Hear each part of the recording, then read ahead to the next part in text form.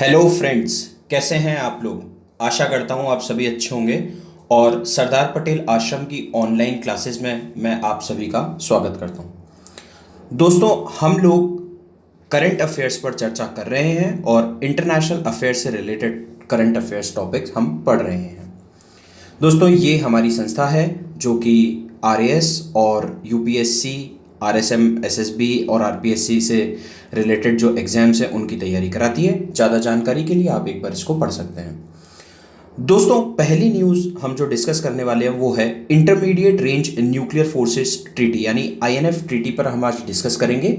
दोस्तों, 2 अगस्त 2019 को किन दो देशों के मध्य 3 दशक पूर्व हुई ऐतिहासिक संधि मध्यम दूरी परमाणु शक्ति संधि यानी intermediate range nuclear forces treaty का अंत हो गया?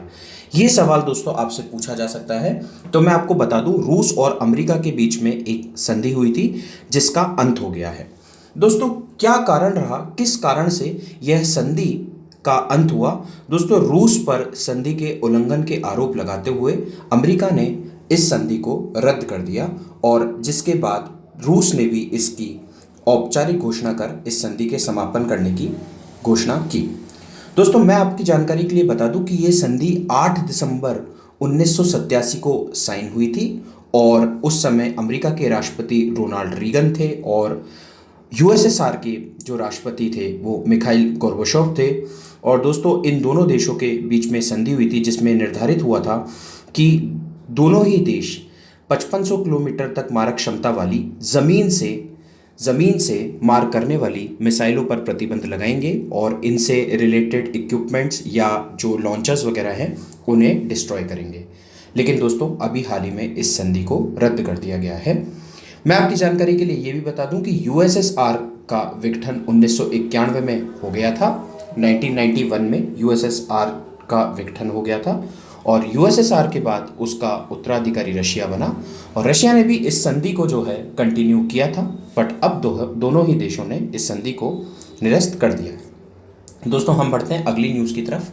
अंतर्राष्ट्रीय यूनिवर्सिटी, जी हाँ दोस्तों, इंटरनेशनल यूनिवर्सिटी अंतर्राष्ट्रीय विश्वविद्यालय बन रहा है। क्या है जो दोस्तों इसकी खासियत? दोस्तों, सिख धर्म के संस्थापक थे बाबा गुरुदेव और बाबा गुरु नानक जो थे सिख धर्म के संस्थापक थे। और दोस्तों, यहाँ पे ये गुरुदेव थोड़ा सा गलत प्रिंट हो गया है, आप देख लीजिएगा। गुरु नानक, बाबा गुरु नानक के नाम पर अंतर्राष्ट्रीय विश्वविद्यालय कहाँ स्थापित किया जा रहा है, ये आपसे प्रश्न पूछा जा सकता है। दोस्तों, ननकाना साहिब पाकिस्तान में ये विश्वविद्यालय स्थापित किया जा रहा है। गुरु नानक देव जी का जन्म ननकाना साहिब में ही हुआ था और इन्होंने अपने शुरू में जो उपदेश दिए थे या जो डिस्कोर्सेस डिलीवर किए थे वो यहीं से करना शुरू किया था।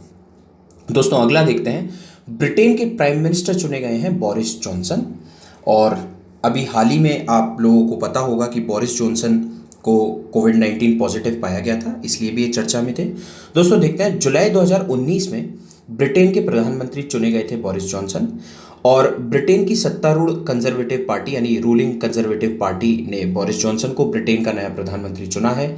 आप इससे ये भी समझ सकते हैं कि इस समय ब्रिटेन में कंजर्वेटिव पार्टी शासन कर रही है। बोरिस जॉनसन ब्रेक्जिट के प्रबल समर्थक हैं। दोस्तों, जिनको नहीं पता मैं बता दूं कि ब्रेक्जिट जो है एक मुहिम थी, एक अभियान था जिसमें लीड बोरिस जॉनसन ने ही की थी, जिसमें ब्रिटेन ने यह फैसला लिया था कि वह ईयू नाम के संगठन से खुद को अलग करेगा और बोरिस जॉनसन ने इस प्रक्रिया को पूरा करने की जो है बात कही थी और उन्होंने इस प्रक्रिया को पूरा किया भी। दोस्तों, अगली न्यूज़ हम देखते हैं। भारतीय मूल की यानी इंडियन ओरिजिन महिला जिन्हें ब्रिटेन का गृह मंत्री, होम मिनिस्टर बनाया गया है। दोस्तों, ये भारत के लिए बहुत ही गर्व की बात है कि किसी भारतीय को किसी अन्य देश में, और वो भी ब्रिटेन जैसे बड़े देश में, प्रतिष्ठित देश में, एक महाशक्ति है वो, और वहाँ पर हमारे भारतीय मूल की किसी महिला को जो है होम मिनिस्टर जितना बड़ा पद दिया गया हो, तो प्रीति पटेल को जो है वहाँ पर होम मिनिस्टर बनाया गया है। हम आगे चलते हैं। यूरोपियन कमीशन की हेड चुनी गई हैं उर्सुला वॉन डेर लेयन। और दोस्तों, मैं आपको बता दूं कि हाल ही में यूरोपियन कमीशन की पहली महिला अध्यक्ष चुनी गई हैं उर्सुला वॉन डेर लेयन।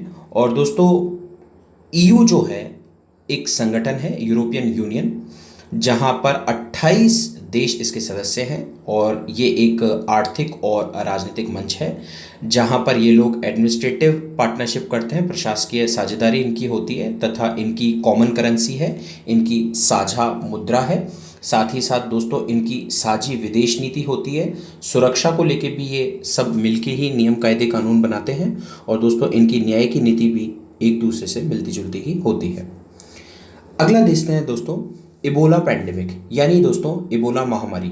हाल ही में विश्व स्वास्थ्य संगठन ने WHO ने किस देश में इबोला महामारी को अंतर्राष्ट्रीय स्वास्थ्य आपातकाल घोषित किया। यानी दोस्तों आपसे पूछा जा सकता है कि WHO ने किस देश में जो है इबोला फैल जाने के बाद इसको इंटरनेशनल हेल्थ इमरजेंसी घोषित किया है।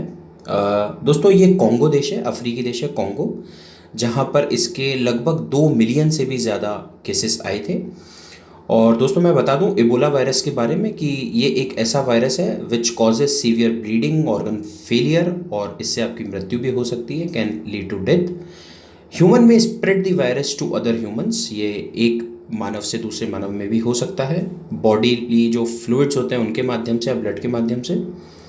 दोस्तों इसका जो वाहक होता है, जो करियर होता है, जो इसको एक जगह से और दूसरी जगह जो ले जाते हैं वो चिंपैंजी, गोरिल्ला और बंदर होते हैं। तो वाहक जो ये पशुओं द्वारा फैलता है। दोस्तों अगली बात करते हैं हम, डोनाल्ड ट्रंप ने नॉर्थ कोरिया की विजिट की। दोस्तों ये बड़ी ही चौंकाने वाली बात है कि अमेरिकी राष्ट्रपति डोनाल्ड ट्रंप ने नॉर्थ कोरिया की विजिट की, क्योंकि ऐसा करने वाले ये अमेरिका के पहले राष्ट्रपति हैं।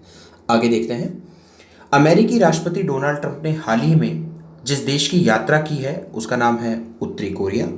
दोस्तों मैं आपको बता दूं कि अमेरिकी राष्ट्रपति डोनाल्ड ट्रंप उत्तरी कोरियाई क्षेत्र में कदम रखने वाले पहले अमेरिकी राष्ट्रपति हो गए हैं।